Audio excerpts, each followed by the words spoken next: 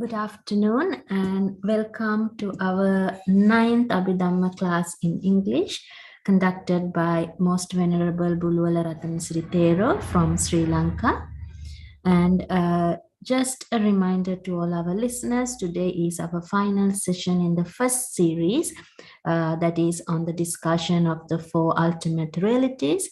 And then we will have to make a decision whether we want to continue with deeper Abhidhamma topics or repeat our first 9 classes again. So we will leave that decision to you, our dear listeners, and we can talk about this at the end of today's class. So without further delay, I hand over to our most venerable Bulwala Rattanasiri Thero to begin our 9th Abhidhamma lesson and our final class for the first series on Abhidhamma themes. Over to you, Bulwala Rattanasiri Thero.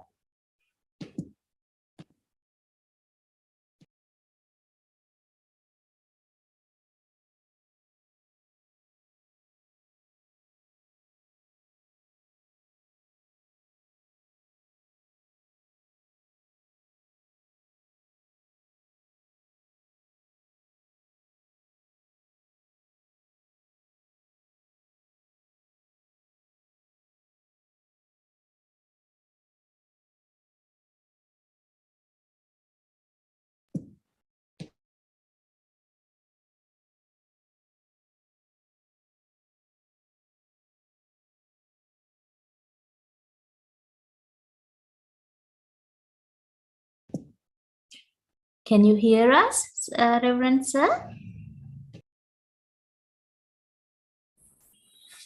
Right, okay.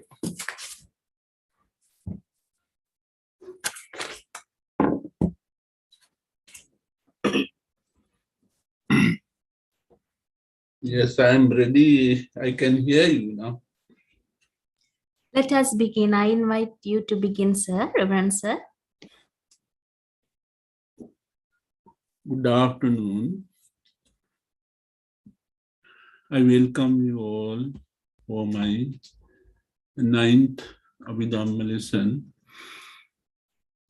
We have been discussing Theravada Abhidhamma school since our first Abhidhamma lesson. As you know, all facts of Abhidhamma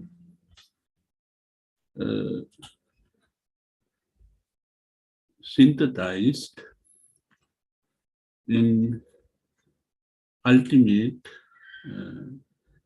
four realities: Chitta, Cetasika, Rupa, Nibbana. Chitta, consciousness; Cetasika, mental factor; Rupa, matter; and Nibbana.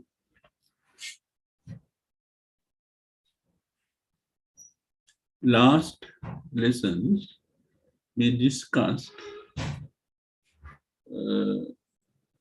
three ultimate realities: consciousness, mental factor, and matter. Today we have to discuss the last ultimate reality, Nibbana. Before to describe that ultimate reality, Nibbana, I would like to elicit your mind towards the previous lessons and also the Buddha's investigations about being in universe in Abhidhamma. Buddha had been investigating being and universe for 45 years. In Abhidhamma, we can find his analysis and his views and his conceptions about being and the universe. Buddha did those investigations lonely with her clairvoyance, extrasensory perceptions. Buddha investigated being and the universe. He presented his views about being and the universe. He presented the metaphor that being is itself the universe, the world. So Buddha described when person investigates the being, it is investigating not only being, but also being and the universe. Anyway, shall we see how the Buddha presented his views about the being and the universe in the light of Abhidhamma, or under the four ultimate realities: consciousness, mental factor, matter, and Nibbana. Now take three ultimate realities: consciousness, mental factor, and matter. I explain you consciousness, mental factor, and matter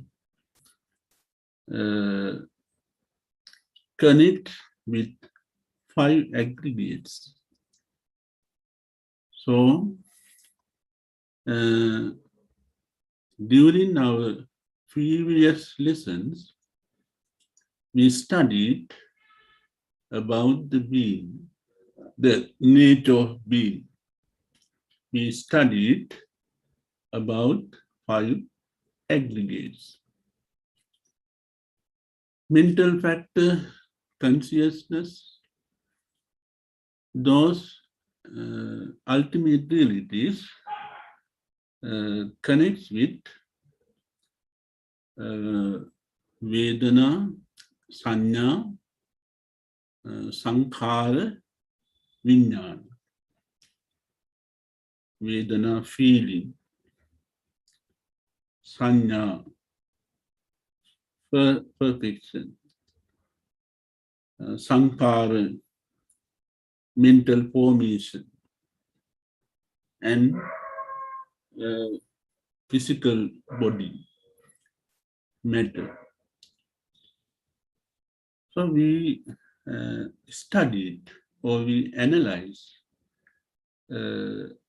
about these five aggregates in our previous lessons. In Abhidhamma, Buddha has pointed out twofold of elements called Sankata and Asankata. Sankata Dhatu, Asankata Dhatu. Sankata Dhatu means the elements which are formed conditionally. The conditional elements are called Sankata Dhatu. They are formed with a cause, with a reason. It is called Sankata Dhatu. So the human body or the being, the universe, all comes under Sankata Dhatu. Because they are conditional, they are formed with the reason. In Sankata Dhatu, we can find three characteristics of existence: Anitya, Dukkha, Anatma. So in our body also, in our physical body also, or in our five aggregates also, it contains those three characteristics. Anitya,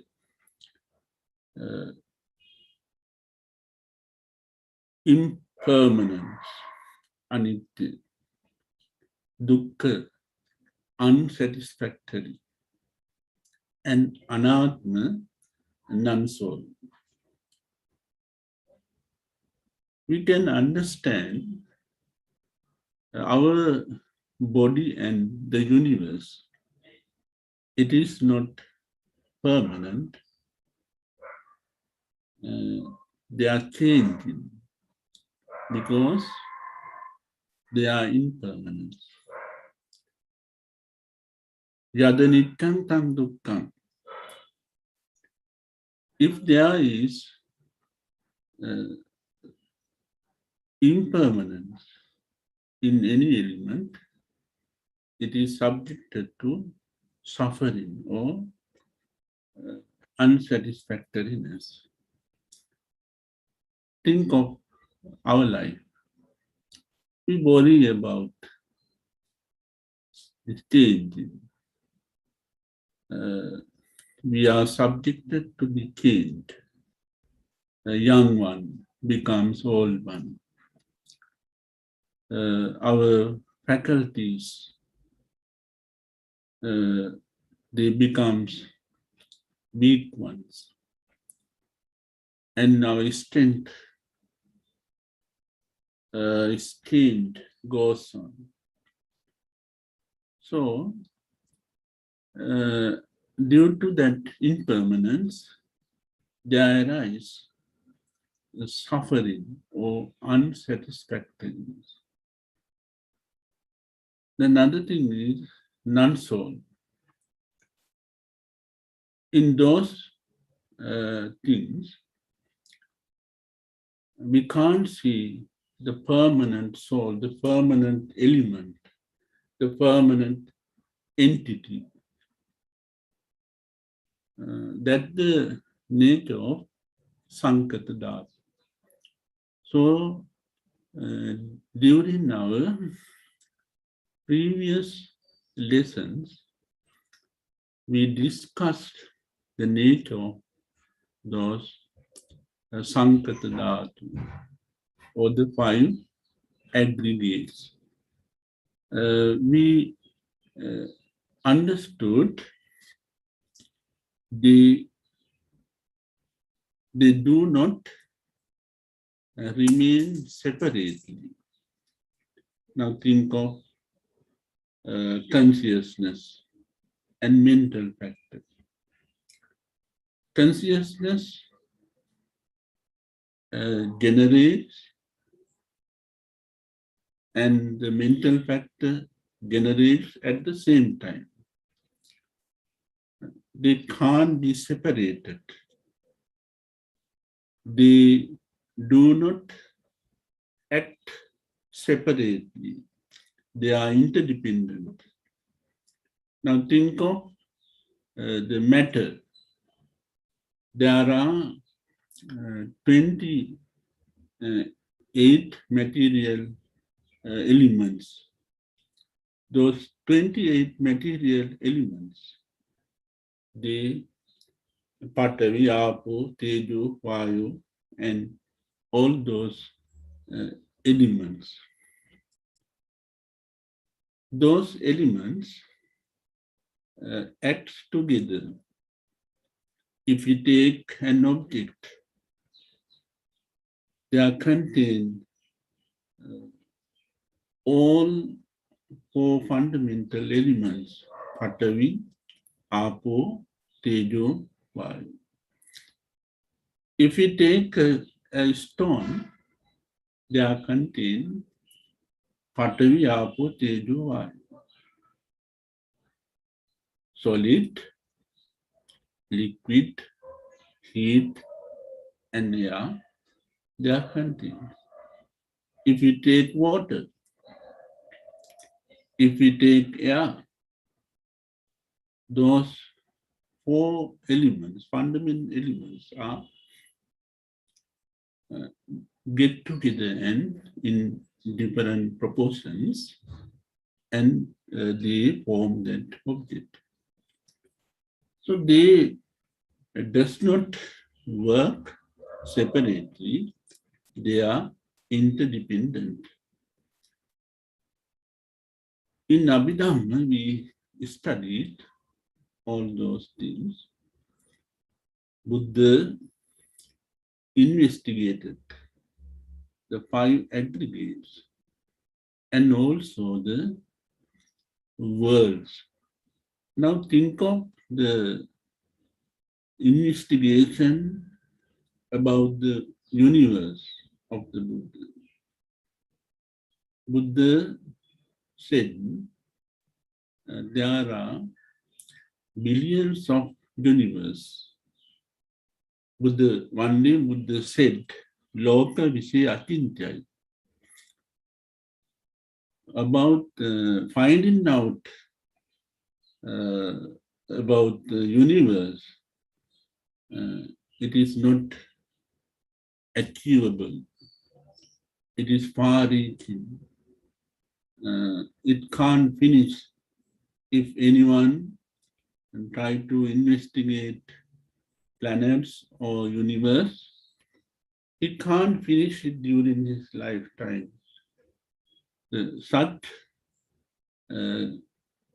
billions of universe, the Buddha presented the small units of the universe as the Tulani Brahmaloka Dhatu. Tulani Brahmaloka Dhatu contains thousands of universe, then thousands of Tulani Brahmaloka Dhatu is there. So Buddha is known as Lokavidu. He knows all universe. Buddha investigated all those universe through his clairvoyance, extrasensory perceptions. Now think of the scientist. Scientists also, they have been doing this investigation since the origin of the universe and the life. They have been doing these investigations since the origin.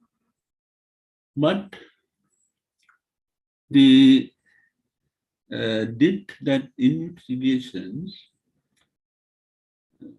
as group of scientists, as traditions, from tradition to traditions, as descendants, they did this investigation. They amended, they did amendments, and they changed the theories that the former scientists had found, and they presented the new discoveries. Now think of finding out atoms. At the very beginning, they said atom is the permanent elements that can be break into parts, or it is only one element. But later it found, the scientists also they discovered atoms is consists of other elements like proton, neutron, positron, electron, like that. In that way, the scientists they amends the discoveries and the theories, and they continue their investigation. Buddha also did this investigation, but we can't compare the Buddha's investigations with the scientist investigation, because aims are different. Buddha's aims was to show the three characteristics of existence, and to get the person to Nibbana. Buddha investigated the being and universe to show the nature of the three characteristics of existence, Anitya, Dukkha, Anatta, and get them to understand or achieve Nibbana. That was the Buddha's aim. But scientists, they want to provide literary knowledge to the person. So it is not reasonable to compare the Buddha's investigations with the scientists' investigation. But scientists also investigate and present useful ideas and concepts, and they find useful discoveries. But they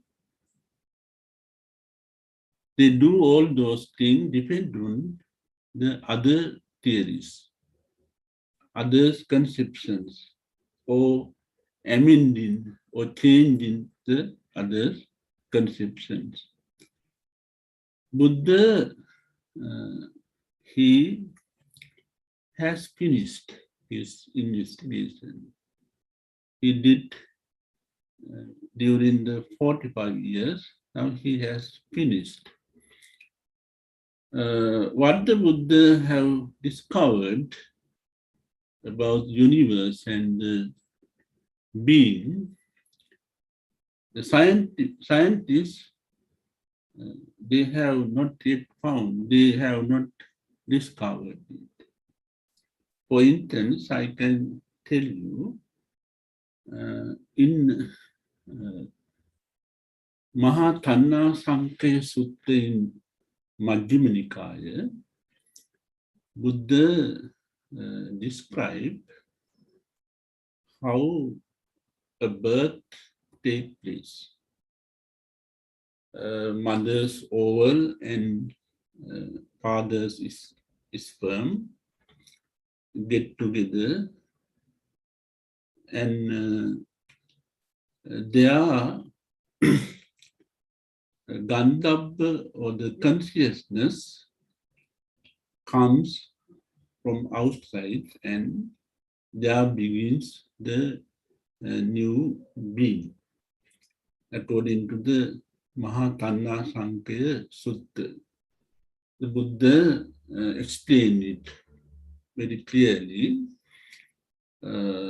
Oval from mother and sperm from father, it get together, and beyond that, Gandhabbota Patipattitu Hoti. Gandhabba means consciousness. Consciousness comes there, it comes due to the result of karma of the being who is going to be born a new being.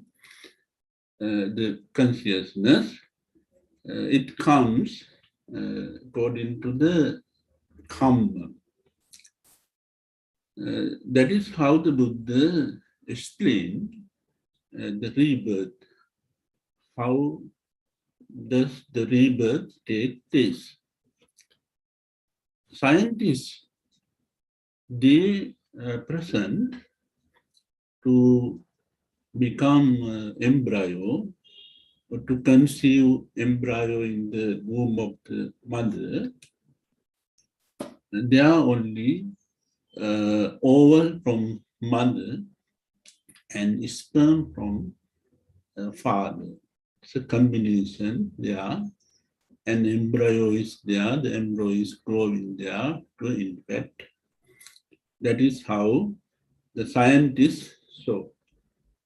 And they did not, they do not tell about the consciousness. But Buddha explained that the combination of father and mother and also the consciousness. So what we have to think? We can think that scientists have not yet found that consciousness. So scientists have to find out that regarding the rebirth. There is one point I pointed out. In that way, Buddha had investigated the being and universe. He has finished it. In Abhidhamma and also the suttas, we can find his discoveries, the Buddha's discoveries, not merely discoveries, they are the doctrine, the phenomena at it is in the world. Anyway, in Abhidhamma,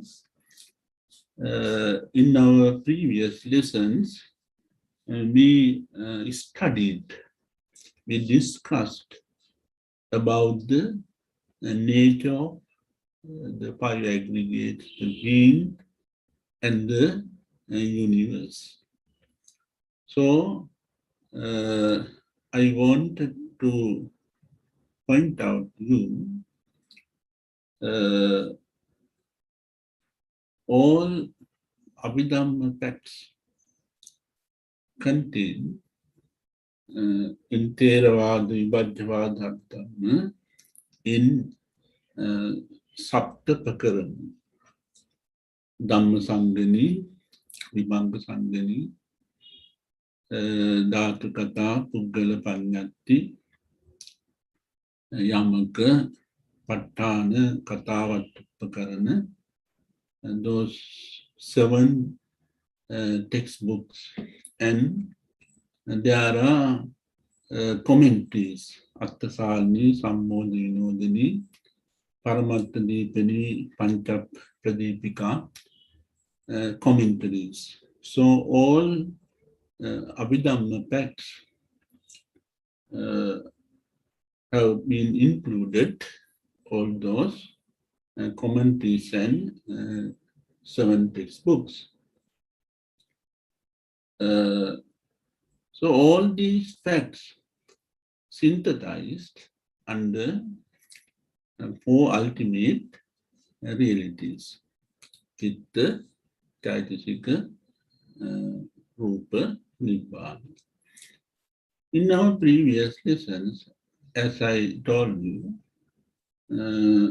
we have studied this three ultimate realities, Chitta, Chaitasika, Rupa. That is Sankata Dhatu. They are conditional things containing three characteristics of existence. Now the final ultimate reality is Nibbana. It is called Asankata Dhatu. Asankata Dhatu Nibbana. Asankata Dhatu because Nibbana is not conditioned. It's not a conditional thing. There is no reason, no cause, Nibbana. So in ultimate reality, consciousness, we discuss about 89 consciousness.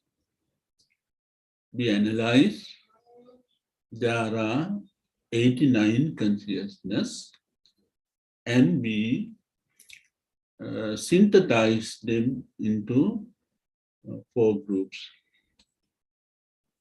Kamavachara, Rupavachara, Arupavachara, Lokuttara. Kamavachara, sense sphere consciousness, 54. Rupavachara, fine material consciousness, 15, and material consciousness, 12, and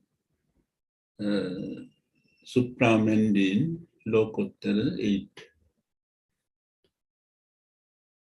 Lokuttara 8, 4 Magga and 4 Phala. Sota Patti, Sakurdagami, Anagami, Arihat. Sota Patti Magga,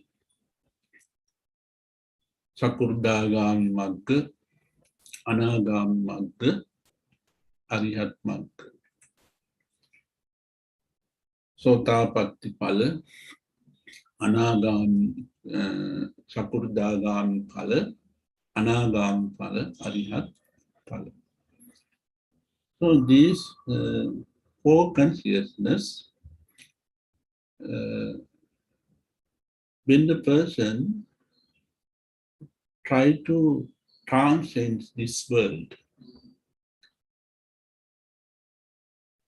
there arise those consciousness in four states. So they are called supramundane, Lokuttara. So the ultimate reality, Nibbana, discussed about our goal. As Buddhist, we hope to enter or realize Nibbana. That is our ultimate goal. So this ultimate reality describe the conditions of the reality of Nibbana. But you have to take into your mind, Nibbana can't be explained in words. We can't explain in words. But to study about that, we have to explain it in word. but we can't do it. It is realization. It is the highest knowledge that the person have.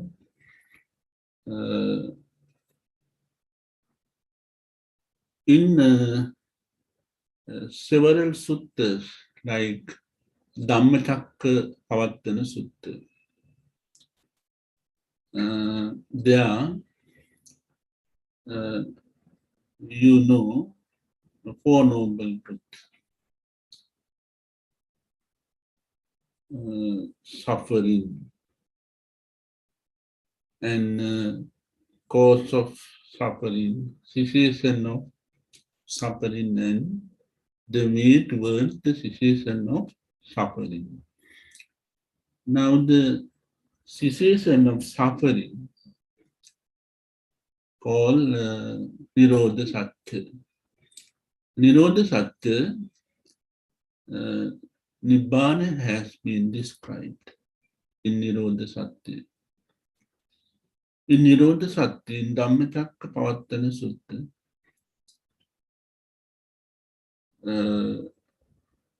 Nibbana has been defined. Yo tassa eva asesa viraga nirodha. Kago patinissaggo mutti anale. When person, after cessation his craving, asesa viraga, he is without desire, without greed. He has completely abolished craving and greed. Nirodha, cessation is there, cessation of greed. Cargo is selflessness. He has no egoism, sakkaya ditthi, selflessness,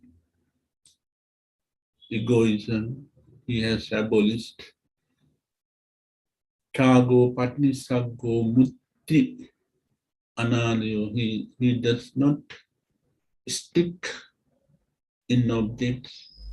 He does not form conceptions, misconceptions by contacting with objects. In that way, asesa viraga nirodha chago patinissaggo. So I can't explain this word. That is the nature of Nibbana. In ultimate reality consciousness, Buddha has explained the consciousness arises in the seeker person, when the person who try to achieve Nibbana. To achieve Nibbana, we must practice the Eightfold Pathway. After practicing the Eightfold Pathway, the person achieves Nibbana. In 4 stages in Abhidhamma, under the ultimate reality of consciousness, there Buddha has explained in 2 ways. Before that, I would like to explain you the varieties of this arhanships, the Nibbana. There are no varieties, but according to the persons there are some varieties, the kinds of arahanships. There are three arahanships according to the Theravada Buddhism. Samma Sambuddha, Pacceka Buddha, Sravaka Buddha. In Pali we say Tuntara Bodhi. In Sinhala we say Tuntara Bodhi. In Pali, Bodhi, Tat Bodhi, Tatyo Bodhi, in that way we use. Samma Sambuddha, Pacceka Buddha, and Arahant, Sravaka Buddha. Samma Sambuddha is the Buddha who performed Dasaparami, 10 perfections, long time in the circle of birth as Bodhisattva. He becomes Samma Sambuddha, Arahant. It's also attained Nibbana. So Buddha attained Nibbana, or Buddha becomes Arahant, the first Arahant in Buddha Gaya, under the Sri Mahabodhi in Buddha Gaya. He became Arahant. Then another Arahant is they are called Pacceka Buddha, Pase Buddha. They also becomes Buddha, but they can't preach Dhamma. They can't explain Dhamma. They can't deliver Dhamma. They are called Pacceka Buddha. They are also Arahant. Then Sravaka Buddha means like Sariputta, Venerable Sariputta, Venerable Mugalan, Venerable Ananda, Venerable Mahakashyapa. They are Arahant. They attained Nibbana by abolishing 10 fetters.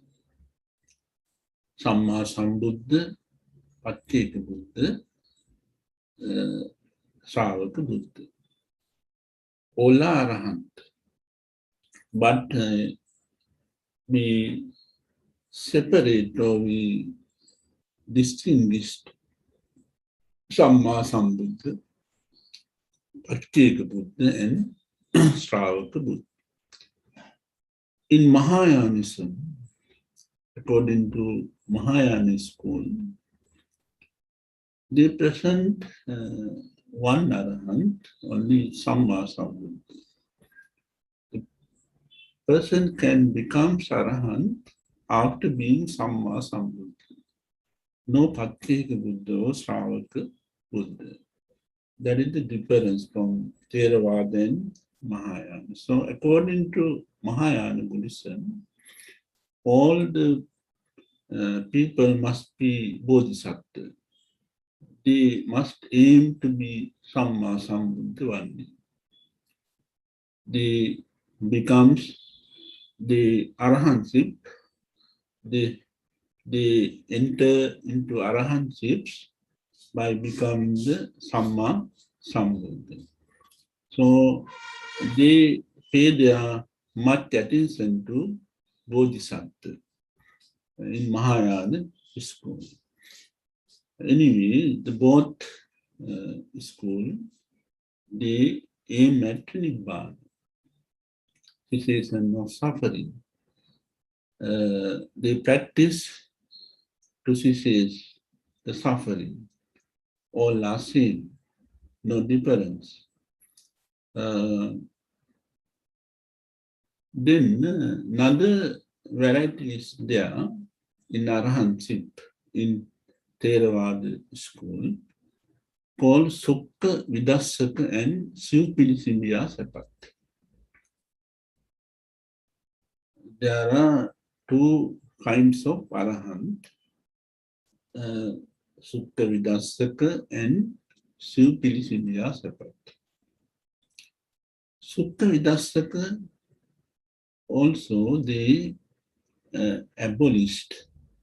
There are 10 fitters and they enter into Soan, Sakundagami, Anagami, Arhat. Sivpilisimbiyasapat Arahant also, he abolished 10 fitters and enters into Soan, Sakundagami, Anagami, Arhat the same way. The difference is Sukha Vidassaka Arahant,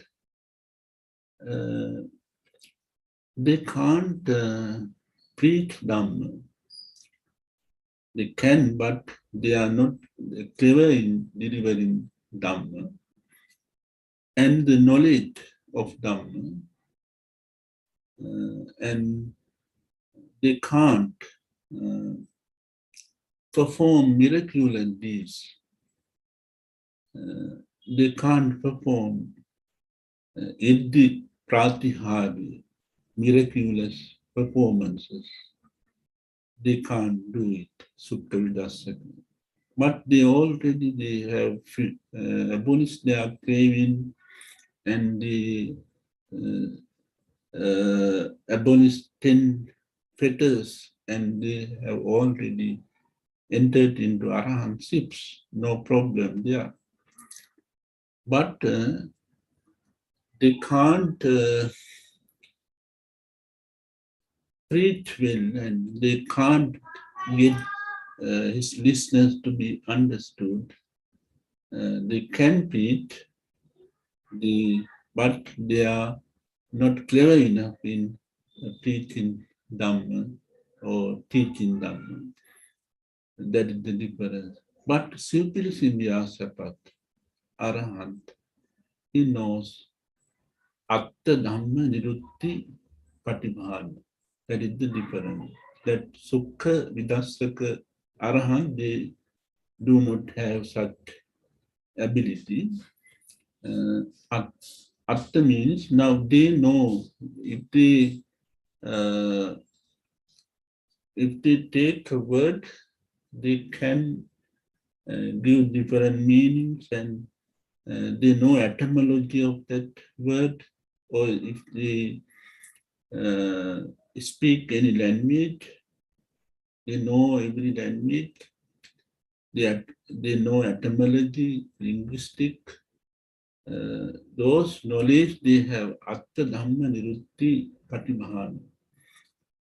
And they can perform miraculous deeds also, like Venerable Arahant Mugalan. He performed miraculous deeds. That is the difference. So, but all Arahant, they follow the Eightfold Path and they enter into Sovan, Sakurdagami, Anagami, Arihat. So in consciousness, the ultimate reality of consciousness, under supramundane consciousness, there are 8 supramundane consciousness. 4 is known as Magga and 4 is known as Phala. Let's see how those consciousness arise. Sovan, Sakurdagami, Anagami, Arihat. in Sukha Vidasaka, they arise their consciousness like only Sovan, Sakudagami, Anagami, Arihat. But in Sivapilisimvyasapat Arahant, they developed their jhanas, fine material consciousness, vitakka, vichara, piti, sukha, ekaggata. Vitakka, vichara, piti, sukha, ekaggata, sotapatti, magga, chitta. Vichara, piti, sukha, ekaggata, sota, sakurdagami, magga, chitta, like that. They developed 40 consciousness. That's how the 89 consciousness becomes 121. So the Sivapilisimya Sapat Arahant, they developed those jhanas, vitakka, vichara, piti, sukha, ekaggata, that they develop their mind, investigate the objects, they accept the objects and investigate the objects, and they sense present, after, in that way they develop their mind in knowledge. That's why they become sleeping in their separate. Anyway, all arahant, they come to those stages. Sovan, Sakurdagami, Anagami, Arihat. When the ordinary persons enter into Sovan, before to enter the Sovan, he has to practice Sila, Samadhi, Panya. You know that. Sila, Samadhi, Panya.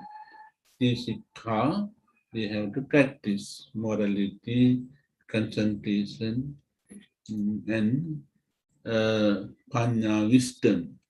In the stage of wisdom, they enter those Sovan, Sakurdagami, Anagami, Arihat.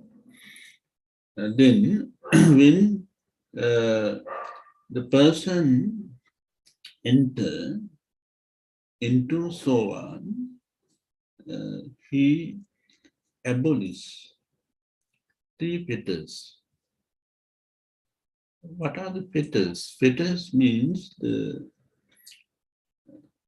that is something that tightens something into matter. The fetter means here, those are the strings, like strings that tighten the person to this world. The person keep in the wheel of circle of birth. He is ongoing in circle of birth because of this 10 fetters. Being is tightened or bind into the circle of birth, and he born somewhere and he live and dies, and again he is born and live and dies. Like that, he rotates in the circle of birth because those 10 fetters has tightened him. what we have to do? Where are those 10 fetters? Those 10 fetters are in the being's mind. So the being has to break those 10 fetters. When he enters into sohan state, he breaks forever 3 fetters called Sakkaya Ditti, Vichikitta, Silabbata, Paramas.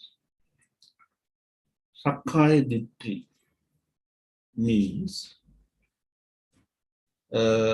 one thing is the misconceptions. If he has misconceptions about the wheel of birth, he abolishes all those misconceptions and egoism, selfishness. We all like our body, our life. That is called egoism. Sakkaya Ditti, the fetter that create those concepts in the mind of the being. So we have to abolish all those things. To abolish Sakkaya Ditti, we have to practice meditation, like in Satipatthana Sutta, mindfulness, Kayanupassana, Vedananupassana, Chittanupassana, Dhammanupassana. By practicing all those, developing all those mindfulness, we understand the nature of this body, the physical side of the body. We understand. So we can abolish our desire, our craving, our greed to our life or body. That is Sakkaya Ditti. Then Vichikitta. Vichikitta means the doubt. Again, the misconceptions. Misconceptions or doubts or skepticism, suspensions towards Buddha. If the person has any doubt about the Buddha, if he suspects the Buddhahood, he can't follow that, his path. He can't follow his doctrine. So he must avoid those doubt to enter Nibbana. Then Dhamma, Buddha's doctrine. He must not have a doubt about the Buddha's Dhamma. Swakhata, Sandittika, Akalika, Ehipassika, Opanayika, Pachattang Veditam. The Buddha's Dhamma has preached well. Swakhata, Sandittika. Everyone can see the Buddha's doctrine. Or the person himself can understand the Buddha's Dhamma, doctrine, Sandittika. Akalika, to study the Buddha's Dhamma or to get the result of the Buddha's Dhamma. No time. Anytime you can do it. Akalika. Ehipassika. The Buddha's Dhamma is open. Everyone can questions, and everyone can come and see the Buddha's doctrine. Everyone can study or practice. This open to all. Open means it is dealing with our mind. It must be taken into our mind. This doctrine must be taken into our mind, and we have to practice it. Paccattam meditabbu. After practicing, involving the Buddha's doctrine, we have to get the result. Only learning, we can't do it. We must learn and we must practice the Buddha's doctrine. In that way, you have to abolish all doubts about the doctrine of the Buddha. Then Sangha, the disciples of the Buddha. At the Buddha's time, one Brahmin told the Buddha, he don't believe that there are arahant among the Buddha's disciples. The Buddha said, there are so many arahant among my disciples. Buddha explained their performance and their abilities and to that Brahman. So some suspected Mahasangha, the Buddha's disciples, Sangha. Then former birth, former birth. Some does not believe in former birth and rebirth, next birth. The person who followed annihilism,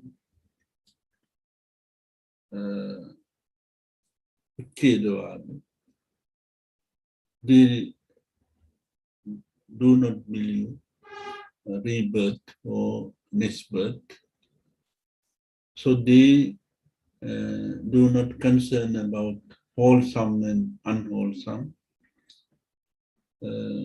They want to sense their faculties and to have pleasure, and they want to live luxurious life.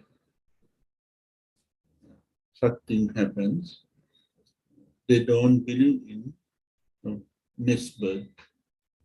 The person who believes in Utkedavada, annihilism, then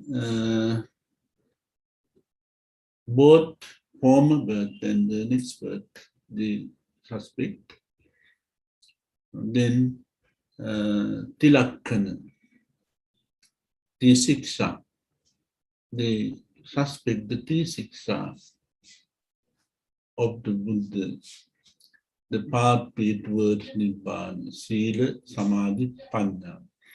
Sila, morality, Samadhi, concentration, and Panya, wisdom. The first person must develop his morality. He must develop his discipline in bodily actions and verbal actions. That is called Sila. Sila is the foundation. Sile patitthaye narosapanna. Chittam pannanta bhavaya. First, this person developed and makes his foundations, and he developed his mind in meritorious mental factors, that is called meditation, bhavana. Then he developed his wisdom, Panya, attaining Nibbana, Sovan, Sakurdagami, Anagami, Arya. So, Sikhe Kankati means some person, they suspect that pathway towards Nibbana. Sometimes they think of other paths to attain Nibbana. Sikhe Kankati. Then the Paticca Samuppada Kankati. Some persons, they do not believe in dependent origination. They believe in creation. They think that the man or the being gets here on the world because of creation. They do not believe in dependent origination. So, before to achieve the Sovan state, the ordinary person must break those three fetters, Sakkaya Ditti, Vicikicca, then the Silabbata Paramasa. Silabbata Paramasa means believing other ways to achieve Nibbana. You know, during the time of the Buddha, to achieve Nibbana, they used two methods, self-indulgence and self-mortification. Some people believe if anyone can have sensual pleasure in great level, that is the way to enter Nibbana. Then self-mortification. Some people, they believe in eternalism, Sasasavada. They believe in the permanent Atman or soul. They believe that Atman is there inside the body, integrated in the body, Jiva and Sarira. Jiva, life, Sarira, body. So they believed to enter Nibbana, we must separate the soul from the body. To separate soul from the body, we must restrain. We must give some pain to our body. So they practice many austerities. They are called austerities. They lived as animals like goats, cows, elephants. How that animal eats, how that the way in which the animal sleeps, they also practice it. That is called the self-mortification. Another one is the fasting. The Buddha, as a Siddhartha Gautama ascetics, he fasted for 6 years by practicing this self-mortification.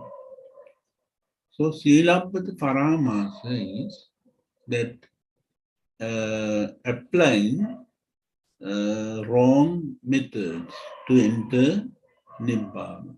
Today also it happens among Buddhists. Silabbata Paramasa. So after abolishing all those three Peters, the person enter into Sovan state. But he has not abolished his desire, craving, and desire to sense his five faculties. You know, Visakha, the Buddha's uh, great Upasika, Visakha, she entered the Sovan state and she lived, she conducted the marriage life also in Kosala Mallika. They conducted the marriage life also after enter into Sovan. So the state, that Sovan state, that like, they have entered the stream. They have entered the stream, and one day they definitely they achieved Nibbana. After entering, if any person, if any ordinary person, after entering a Sovan state, if he or she does not practice that pathway, then after his death, he will be born 7 times in this world. 7 times. After the 7 times, he or she will attain Nibbana. After attaining Sovan state, if we practice the pathway towards Nibbana, continuing, then he or she achieves Sakurdagami state. When it comes to Sakurdagami state, he abolishes, break, or eliminate two Peters, not completely, but in halfway round, not completely. Those two Peters are known as Kamaraga, Patiga, or Vyapad. Kamaraga. Kamaraga, you know, to have sensual pleasure to your five faculties. Rupa, Shabda, Gandha, Rasa, Sparsha. Rupa, visual figure. Shabda, sound. You prepare some pleasant sounds. And odor, taste, and tangible things. You want to have some pleasure through your five faculties, getting five objects into your mind. You want to experience them, having sensual pleasure. That is kama raga. Halfway around this is abolished. Then patiga is vyapada, anger, aversion, anger, abortion. Then it decay in halfway around, sakurdaga. Then he also, if he stop with that, he also be born one time in this world and attain to Nibbana. Then Sakurdagam, Anagam. When the person comes into the state Anagam, they abolish, break two fetters completely. Kamaraga, Patiga. Completely he break or destroy,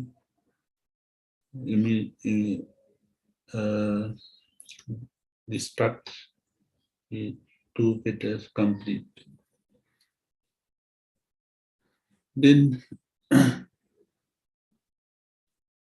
those are called five fetters now. Up to Anagami state, the ordinary person has abolished five fetters. Those are called Orambagya fetters. Orambagya fetters.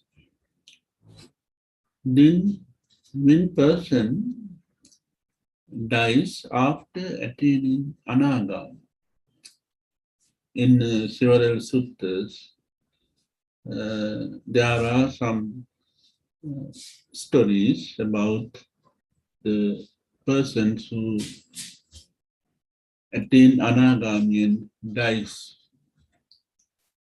When the person dies with the stage of Anagami, he is to be born in Suddhavasa Brahmaloka. There are 5 Suddhavasa Brahmalokas. He is born one of them and he stayed there for some time and he attains Nibbana. He never comes to this senseless worlds. Senseless worlds he never comes, or fine material worlds he never comes. Anagami, then Arahant. When the person comes to the state Arahant, he breaks 5 fetters. Ruparaga, Aruparaga, Mana, Uddhatya, Avidya. Ruparaga means a desire to be born in fine sensuous world, Brahmaloka.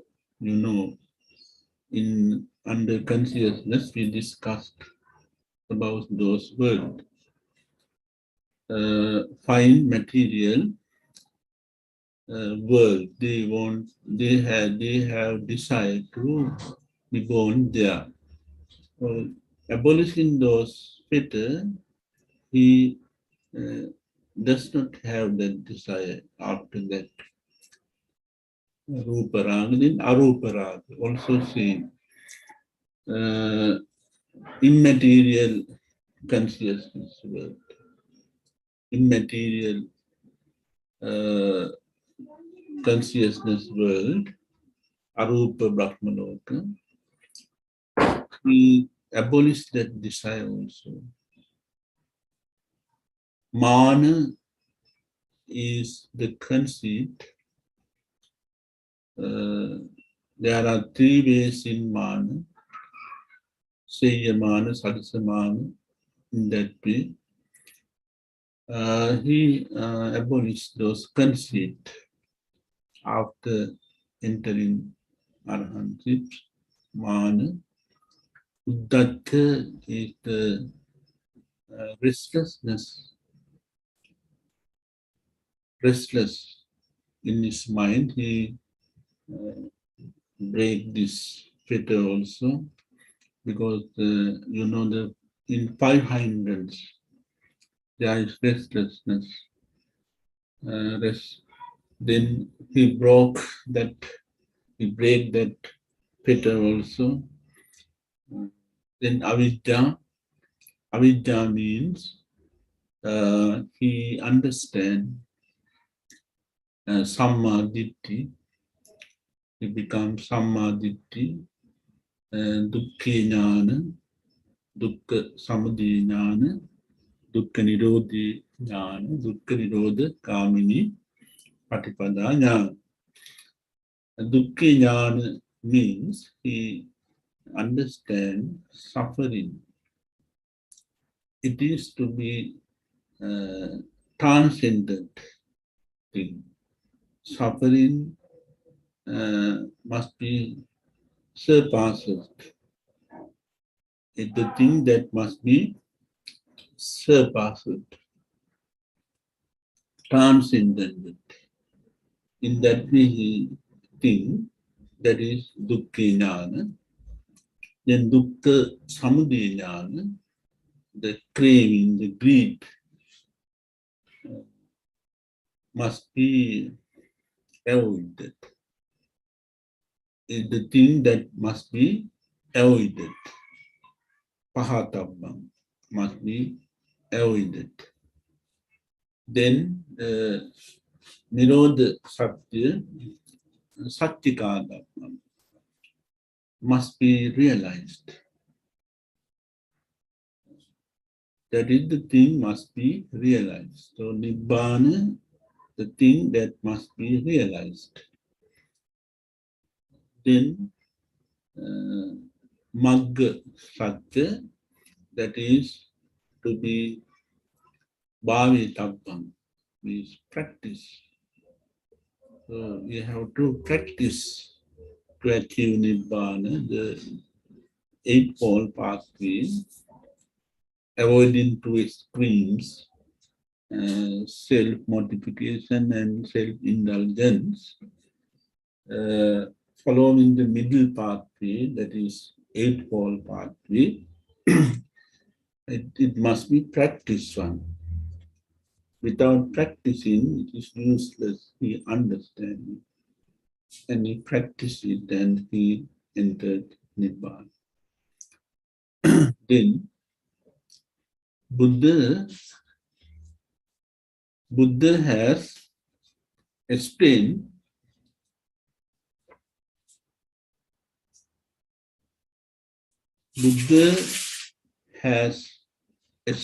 those four stages, how the persons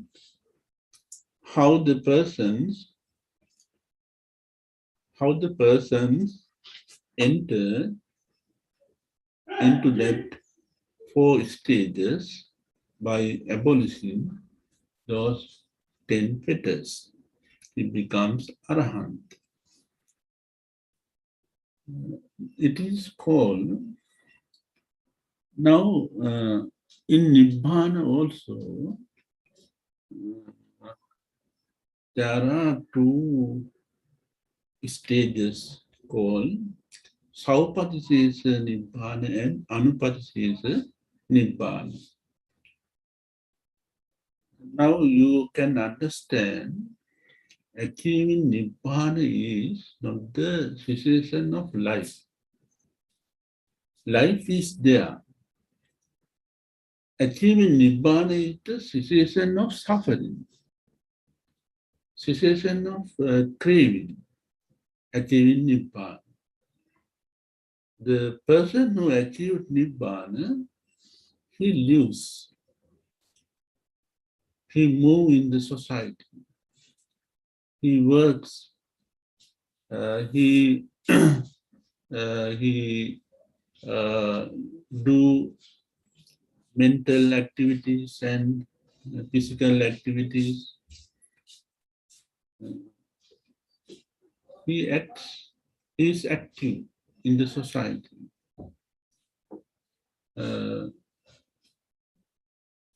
He acts in the society with these 5 aggregates. Upadhi means 5 aggregates. There is 5 aggregates still remain. Rupa, Vedana, Sanya, Sankara, Vijnana. 5 aggregates Arahant. He lives the way of thinking is different from the ordinary person. His living is the way of lotus way of living, like lotus flower. You know, lotus flower. Lotus is born in the mud of the pond, but it blooms uh, at some distance from the surface of water without any contact with water and mud. The lotus is there. In that way, the way of Arahant life is the lotus way of life. They do not addict or they do not stick. They do not have any desire or craving. Such life is there. But they are active, they move in the society. Now think of Venerable Anand, Venerable Sariputta, Venerable Moggallana. They moved in the society, they preach Dhamma and they solve problem in the societies arise at that time. They are Arahant. So you can understand Nibbana as a living experience. That is called the Saupadisesa Nibbana. After achieving Nibbana, they live and they experiences that Nibbana. That is the Saupadisesa Nibbana. In Thera Gata stanzas, we find their concepts and their ideas, Arahant, how they think. In Terigata, Danta Tirani, there is a Gata stanza, Danta Tirani. She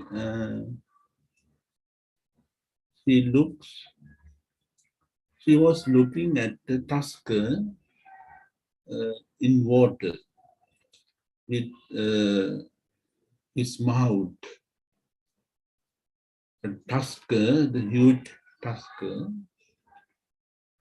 the tame tusker, according to the order of mouth, the tusker stretches legs and the mouth get onto the legs and on his back, and slowly the tusker goes into the forest. The Danta Terani thought of the way the tusker goes slowly according to the instruction of the mouth. In that way, according to the instruction of the Buddha, she went into forest and she thought of the way of the tusker living, and she entered Nibbana. And some tyrannies, Arahant tyrannies, they have appreciated the nature. One tyranny says she is looking at the birds. They are flying over the Adyatarani river, Ganga. The feeling that she arised she appreciates the nature, but without lust or without craving, without addicting, she appreciates that nature. That is the that's how she experiences her nibbana. And one tyranny, she said, she feels like her mind is just like a full moon that gives that shining in the moon. Uh, his mind is full of seven enlightenment factors, Saptabodhanga Dhamma. He is free.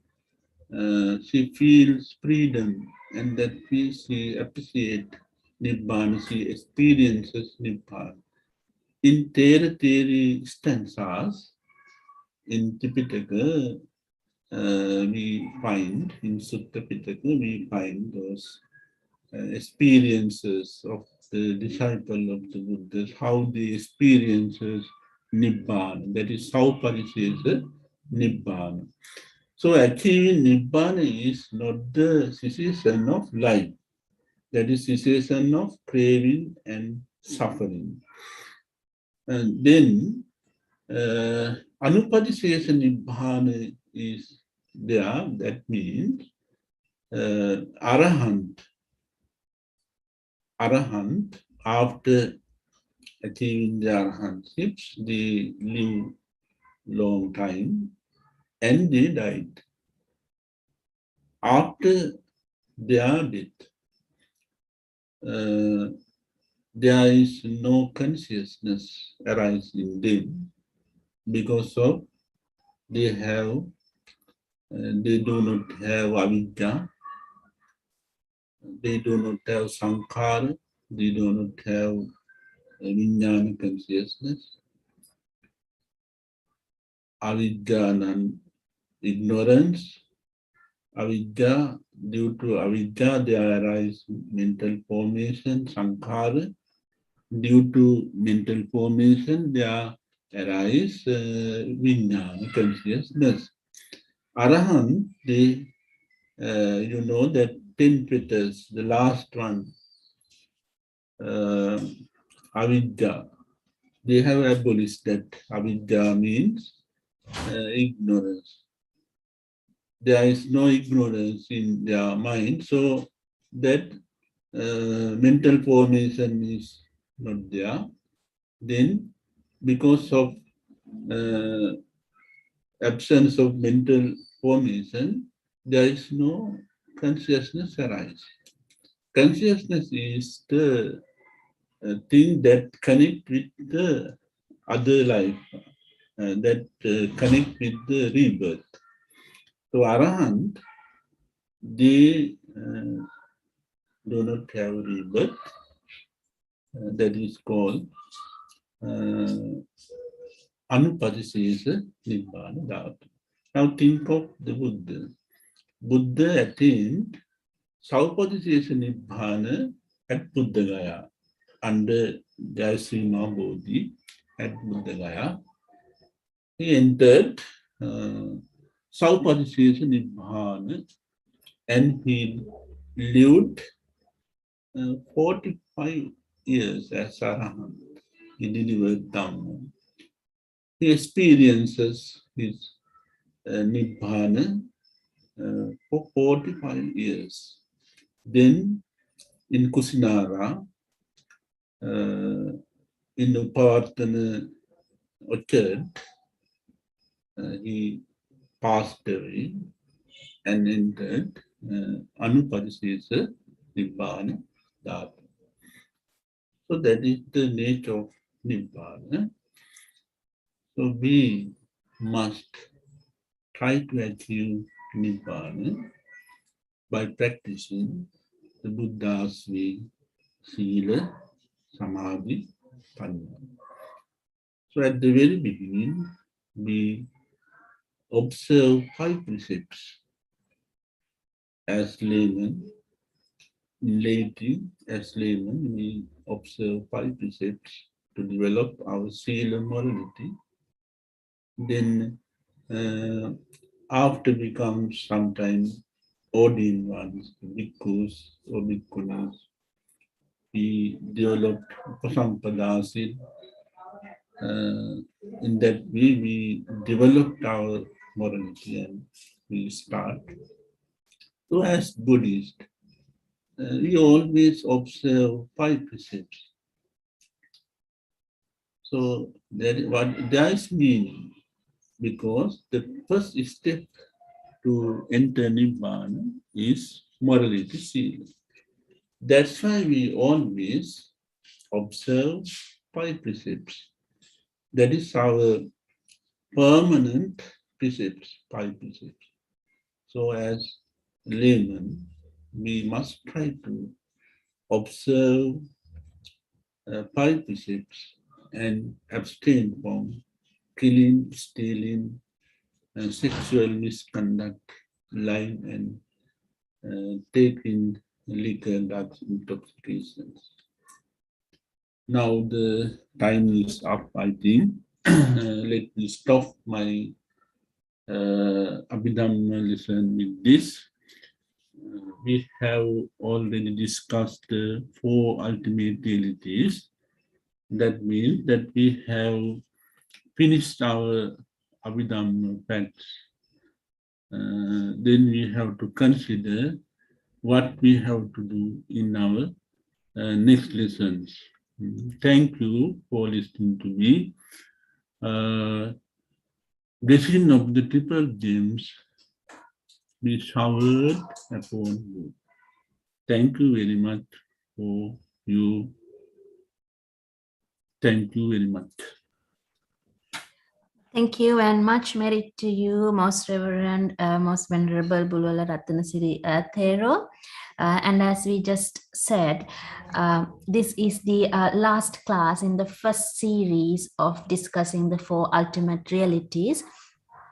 And we will leave the choice to our listeners whether you would like another 9 classes on the same topics, so that can build your or boost up your confidence in those topics, or would you prefer to go into the deeper Abhidhamma concepts in our next class?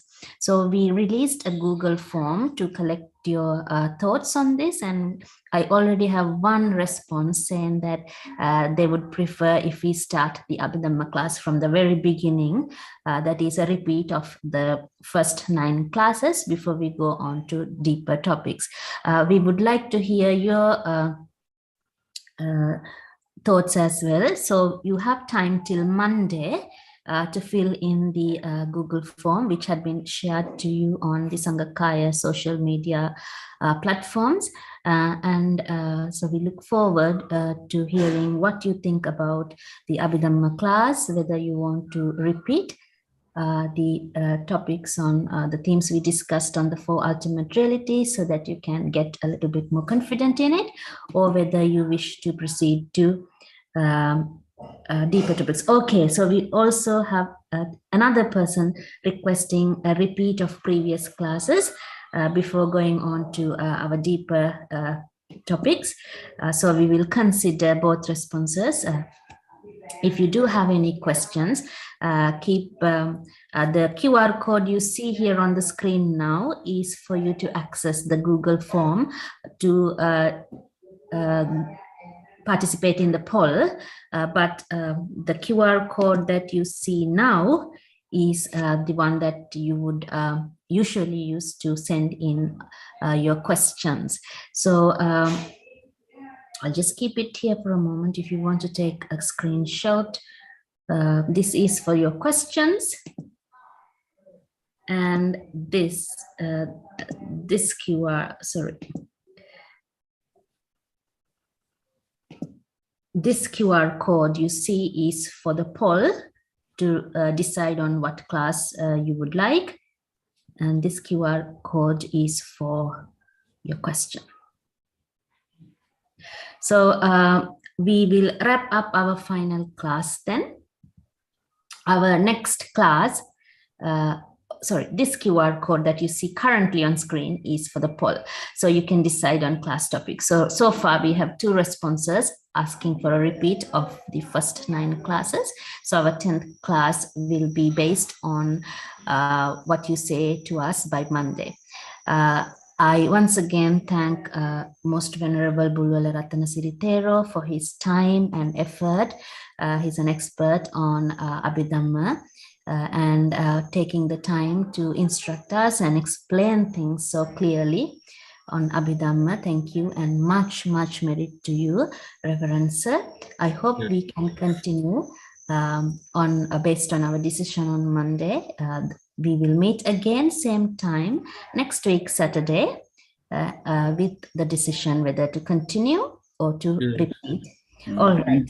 Thank you very much for your arrangements. Thank you. Right. So I will stop the class now. Thank you once again to all our listeners.